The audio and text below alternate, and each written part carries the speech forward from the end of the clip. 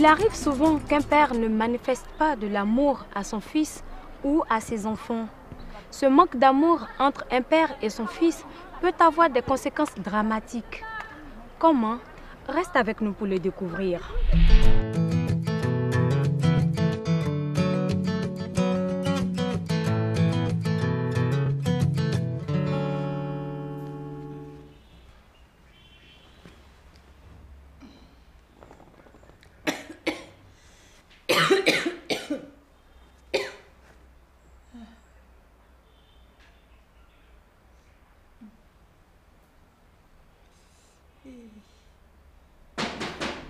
Matt, qu'est-ce qu'elle fait dans la maison? Matt! Matt! Quand je réalise que j'ai besoin d'une bonne arrière, j'en ai marre. Matt! C'est pas possible. On t'appelle, tu fais comme si t'appelles. C'est pas toi qui mates? Dis-moi, c'est pas toi qui mates? Tu es couché dans le divan, on t'appelle? Tu fais comme si tu n'attends pas. C'est pas toi qui mates? Non, je te demande, c'est pas toi qui mates? Je t'interdis à partir d'aujourd'hui de m'appeler chérie. Tu m'entends? Est-ce que tu m'entends? Tu es méchante, mauvaise. C'est parce que je ne me portais pas bien que je n'ai pas pu me lever. Est-ce que c'est moi qui t'ai rendu malade? Je t'ai rendu malade et je ne supporte plus ta présence dans cette maison. Et puis si tu veux mourir, c'est pas sous mon toit. Non, tu vas ailleurs et puis tu le fais là-bas. Non, je veux plus te sentir. Va mourir ailleurs. Je t'ai fait quoi? Pardon. Pourquoi me battre à cause de moi? Je t'ai fait quoi? Pardon. Laisse-moi, il t'a fait quoi? À cause de toi, mes propres enfants ne me les font pas. Lui, il fait n'importe quoi. Il monte, il descend avec les filles. Et il me fait la tête. Il va au travail à mon retour, je ne vais pas vous voir ici. Toi et tes deux fils bâtards, je ne vais pas vous voir ici. Pardon. Si je vous trouve ici, c'est la mort qui va nous séparer. Pardon. Tu vas voir. Je ne suis pas libre dans ma maison. Je ne peux pas être libre dans ma maison. Tu vas voir, espèce de vipère. Tu n'as pas dit que tu es mauvaise. Tu vas voir ce que tu montres le soir. Léon. Pourquoi tu es méchant comme ça?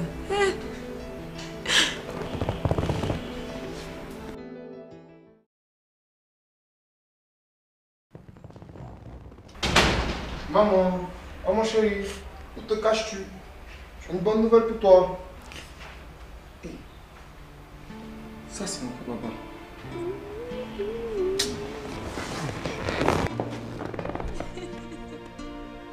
Arrête de pleurer, qu'est-ce qui se passe? Je n'ai rien fait. Il est arrivé là comme ça, il a failli me battre. Pourquoi il est aussi mauvais ce truc? Qu'est-ce qu'il y a quoi? Il a intérêt à partir, sinon il va nous tuer un jour. Non, bouge pas, si c'est chez toi, tu peux pas bouger. Je n'ai jamais été chez moi. Ne vous inquiétez pas pour moi. Je me fais plutôt du sang pour vous. Votre papa me hait. Il vous hait aussi. À cause de moi, il vous maltraite depuis votre tendre enfance. Pour ne pas qu'il fasse un malheur ici, je préfère partir. Et puis toi, tu ne me facilites pas la tâche. Quelle idée de tenir tête à ton père? C'est ton père après tout. Et quand tu me frappes, il me bat, il me dit c'est à cause de toi. Il me reproche même que je te soutiens. Tu cours après les filles. Pourquoi tu fais ça? Après, c'est ça. À cause de lui, il va continuer même. Voilà, comme ça l'énerve là, il va continuer ça. Là, il va le punir, tout ce qui te fait subir. C'est pas normal, c'est que tu vis. Allons-y, moi je veux partir. Je t'attendais pour m'accompagner. Non, faut plus dire un mot, Je suis juste venu, je viens t'annoncer une bonne nouvelle. Hein? J'ai été embauché dans une entreprise internationale. Nos souffrances, nos problèmes, tout est fini aujourd'hui. Il y a un Dieu pour les pauvres. Dieu soit loué. Arrête de pleurer. Arrête de pleurer. Tout est fini maintenant. Hein? Tout est fini. Tes souffrances sont finies. Arrête de pleurer. Léon. Arrête de pleurer. Tu sais ce qu'on va faire? Je vais t'accompagner à l'hôpital là. Ensuite, on ira en famille chez toi. J'ai compris. Voilà, faut te lever. C'est fini ça. C'est fini. Je vais un peu à faire les deux. Fais un effort.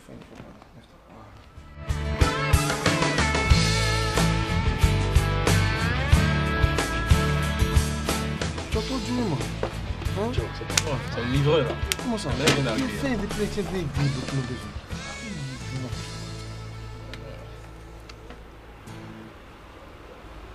On y va. Bon, hein? On y va quoi? Je suis en train de regarder des documents. Ouais, allô? Hey, dis-le, on dit quoi? Ouais, je suis à la maison. Quand ce soir, là? Ouais, ça serait intéressant, mais bon.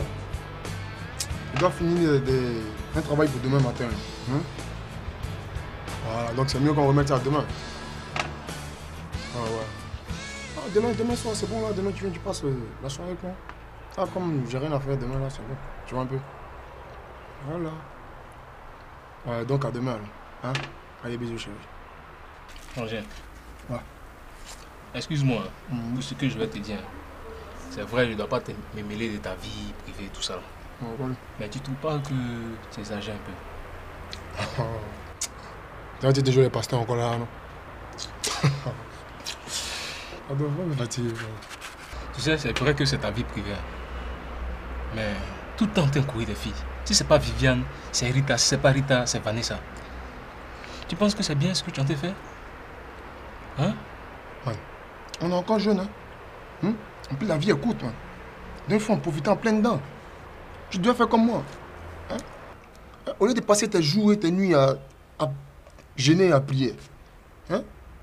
Tu es encore jeune, profite. Tu sais, tu es mon unique frère. Et je ne souhaiterais pas qu'un malheur t'arrive. S'il te plaît. Méfie-toi. Il faut te caser. Hein? Toi, tu ne sais pas que dans la ville actuellement, il y a le sida qui se balade? Est-ce que tu connais ce qu'on appelle le sida même? Il faut arrêter ça. Bon, ok. J'ai compris, hein?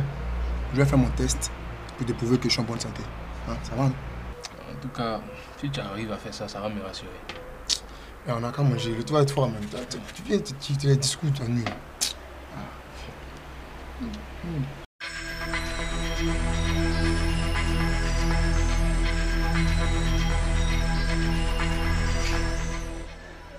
Comment vas-tu, mon fils? Non, ça va. Il y a du mieux. Je me sens bien. En tout cas, tu peux le dire, hein, tu affiches une bonne mine aujourd'hui. Par rapport au jour précédent, hein, tu étais vraiment fatigué. Mais tu sais, il y a une seule personne que tu dois remercier aujourd'hui. C'est maman. Elle était toujours là pour nous. Vous êtes ce que j'ai de plus cher au monde. J'ai supporté les atrocités et l'humiliation de votre père pour vous sortir de ses griffes. Malgré mes efforts, vous avez grandi dans une atmosphère pénible et difficile. Et à défaut de l'amour et de l'affection de votre père, j'ai tant tenté bien que mal de jouer les deux rôles. Je pense que Dieu merci, ça commence à beaucoup mieux. Tu sais, maman, tout ce que tu viens de dire, c'est vrai. Jusqu'à présent, je me pose une seule question. Pourquoi papa ne nous a jamais aimés? Pourquoi? Mais, grâce à Dieu aujourd'hui, ça va chez nous. Mais ce qui m'inquiète le plus, c'est la santé de mon frère Luc. Il s'est dégradé depuis un certain moment. Et là, mes nombreux voyages, mes nombreuses sorties nocturnes, avec mes relations amoureuses en un point fini, m'ont beaucoup affecté. Je t'ai toujours dit ça, Luc.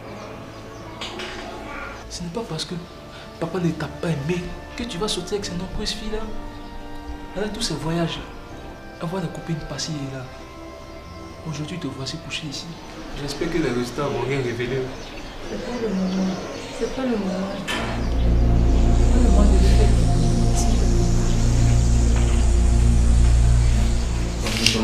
Ah, bonjour, docteur.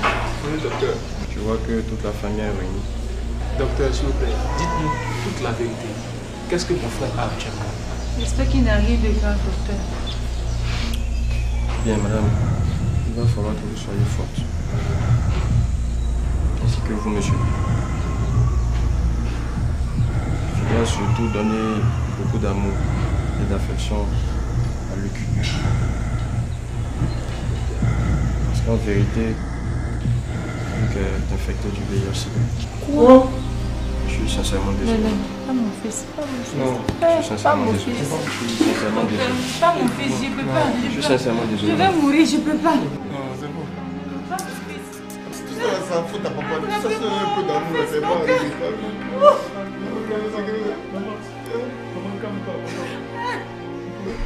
Manquer d'amour peut conduire quelqu'un à se comporter dangereusement.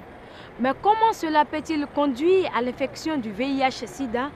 Écoutons quelques réponses de personnes rencontrées dans la rue. Le manque d'amour entre un père et un fils peut conduire au VIH-Sida parce que cet enfant sera livré à lui-même et ça va l'amener à aller dans la rue. Le fils même est confronté à plusieurs choses. Il y a un manque d'éducation. Il est exposé à des conseils qui ne peuvent pas l'arranger, soit à la débauche sexuelle, soit à la prise de la drogue. Il faut dire que c'est par rapport à un manque de communication, un défi de communication en fait. Et puis il faut dire que quand le père et la mère sont de déchis, hein, ça peut conduire à l'approcher à ça donne à plein de choses. Comme il n'a pas de conseils, il n'a personne qui peut le guider, machin, donne quelques conseils, fais ceci, fais cela. Du coup, il est livré à lui et puis bon, peut-être qu'un jour il peut se retrouver avec le VIH. Quand l'enfant ne se sent délaissé, il se jette dans la rue et c'est la débauche. Notre invité de ce jour a vécu une relation dramatique avec son père. Ce manque d'amour entre lui et son père va affecter profondément sa vie. Comment? Écoute-le. Il faut dire que je suis né au Bénin, mais à l'âge de 4 ans déjà, mon père a décidé d'émigrer en Côte d'Ivoire. Et je suis issu d'une famille polygame. Mon père a plusieurs femmes, mais 2 femmes à la maison, au moins. Voilà. Et ma mère est la première des 2. Donc je suis l'aîné d'une famille très nombreuse. Et à un certain moment, l'atmosphère à la maison s'est totalement dégradée. Je ne saurais pas véritablement expliquer pourquoi la relation entre mon père et ma mère est arrivée à un niveau de dégradation totale. Mais en vérité, tout le temps, c'était les palabres. Et mon père battait toujours ma mère. Ça fait que vraiment, j'ai eu une adolescence vraiment très malheureuse. Ma mère n'était pas aimée par mon père. À un certain moment, l'amour a foutu le camp vraiment. Et cela se ressentait véritablement sur nous les enfants de la première femme, naturellement. Donc, il n'hésitait pas à nous battre pour des petits trucs.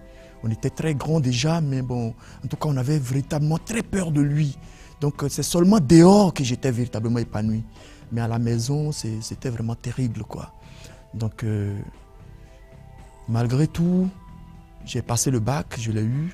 Un soir, mon père est rentré, il a dit, bon ben, tu vas rentrer au Bénin parce que tu es têtu, tu n'es pas respectueux, donc tu vas partir au Bénin. Tu vas aller faire l'expérience du Bénin. J'ai dit, ah bon? Il dit, mais je vais. Depuis qu'on est arrivé en Côte d'Ivoire ici, moi, je n'ai jamais été au Bénin. Comment est-ce que je peux partir au Bénin comme ça? J'ai dit, bon, de toute façon, c'est toi qui es mon père. Il n'y a pas de problème. Si c'est ce que tu décides, il n'y a pas de problème. Mais quand je suis arrivé au Bénin, ça a été un véritable calvaire. Donc, c'était devenu à un certain moment très difficile. Donc, je n'ai pas achevé ma première année. Et les conditions dans lesquelles j'étais au Bénin étaient tellement difficiles et je suis revenu. Quand je suis revenu, c'est là que vraiment mon calvaire a commencé. Mon père m'a très mal accueilli. Entre-temps, en ce moment, les affaires de mon père allaient relativement bien. Je lui ai dit, bon ben, j'aimerais faire quelque chose auprès de toi parce que l'année scolaire, là, je n'ai même pas pu composer. Donc je suis revenu comme ça, je vais travailler auprès de toi. Mais mon père n'a pas voulu. J'ai passé 3 ans à demander pardon à mon père pour qu'il me fasse une place auprès de lui. Entre-temps, je n'ai pas croisé les bras. Je me suis essayé à un peu de tout. Et jusqu'à ce qu'un jour, mon père a cédé à mes avances auprès de lui. Je lui ai dit, il n'a qu'à me prendre auprès de lui pour que je travaille. Comme vous venez de l'entendre, le manque d'amour entre notre invité et son père était tellement perceptible que son père ne le voulait pas à ses côtés. À cause de ce manque d'amour, notre invité n'a pu continuer ses études. Et finalement, son père décide qu'il vienne gérer les affaires de la famille. Qu'arrive-t-il à notre invité après tout ceci? Comment sera cette collaboration? Écoute-le, il te parle. Donc, j'ai récupéré la station de mon père, en fait, et j'en étais devenu le gérant. Donc, j'ai géré la station de mon père comme je peux.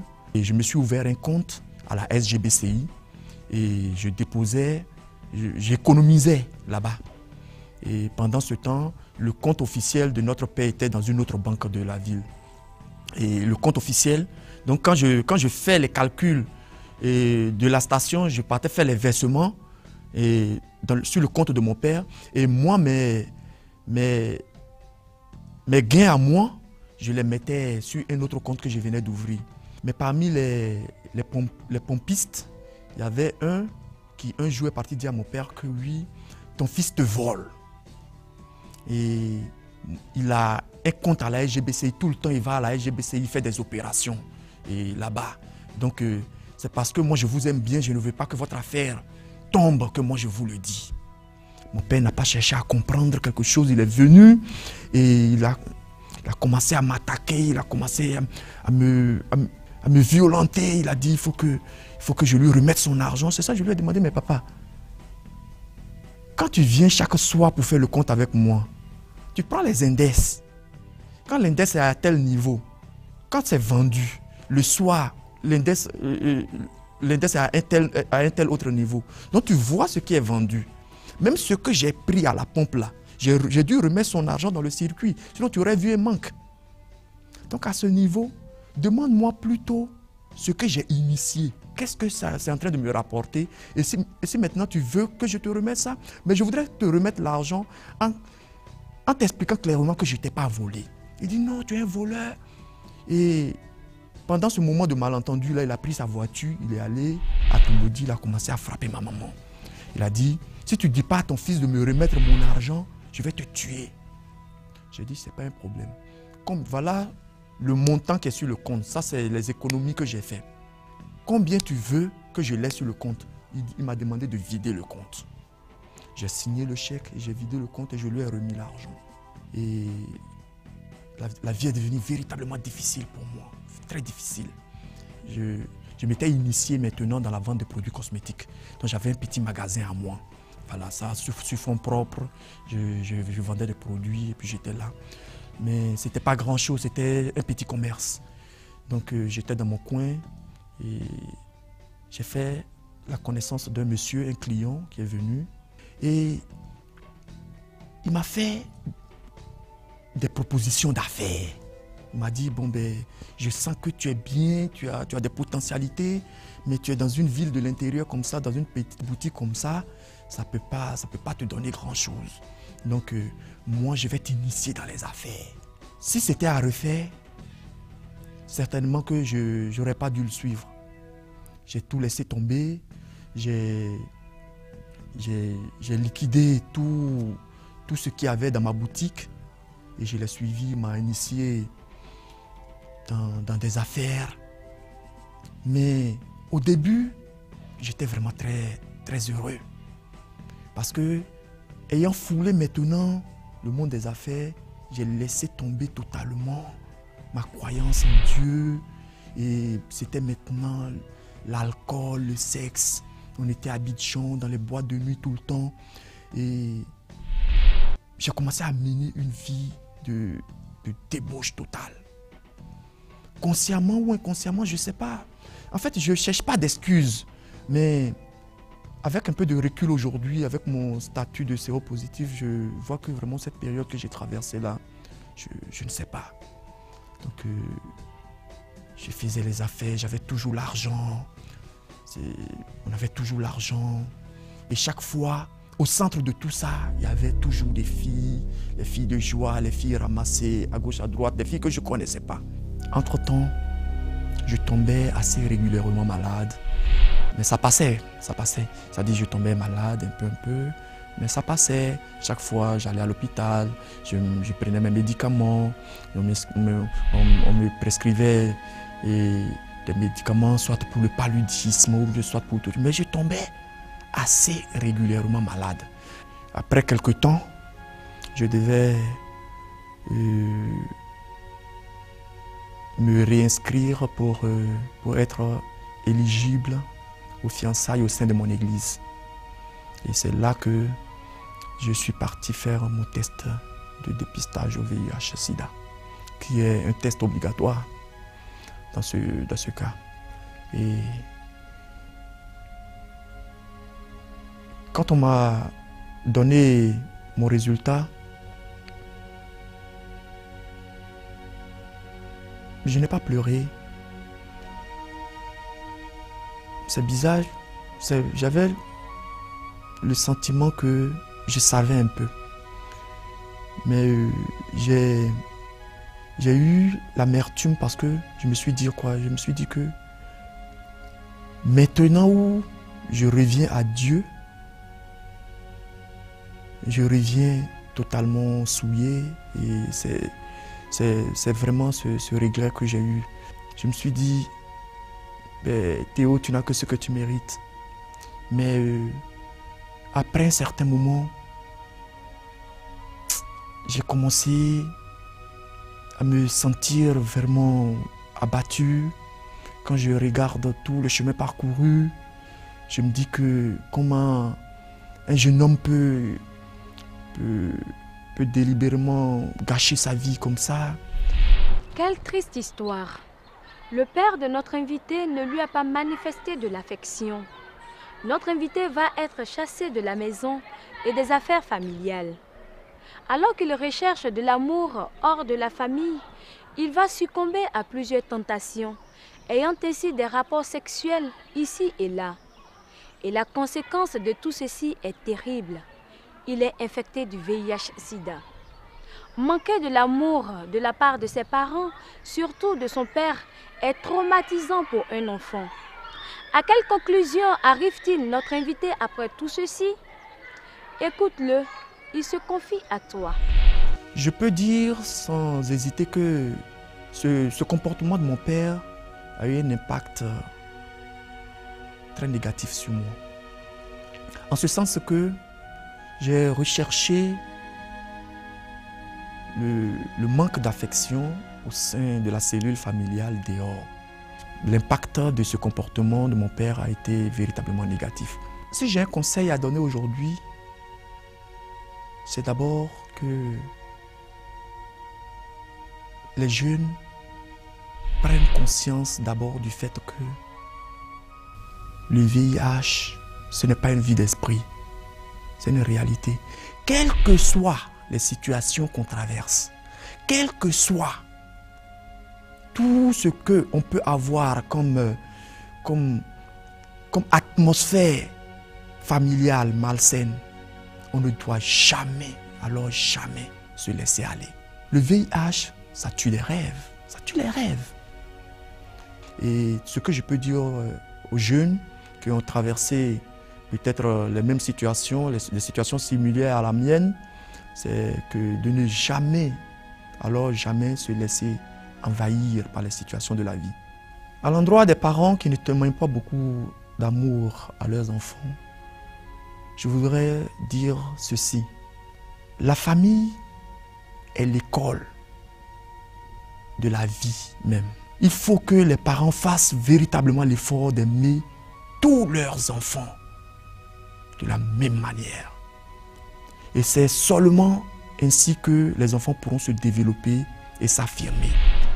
Le manque d'amour entre un père et son fils peut être dangereux. Cet enfant va essayer de trouver l'amour et pendant cette quête, il va tomber dans des comportements à risque. Chers parents, aimez vos enfants car ils en ont besoin et cela va les permettre à avoir confiance en eux. Chers amis, si pour une quelconque raison tu te sens mal aimé, s'il te plaît, ne détruis pas ta vie. Aie confiance en Dieu et il pourra faire de grandes choses pour toi. Ainsi, tu pourras éviter le VIH-Sida. Si tu as des préoccupations, des questions, contacte-nous à l'adresse qui s'affiche sur ton écran. Nous serons très heureux de communiquer avec toi. Prends soin de toi et à très bientôt. Au revoir.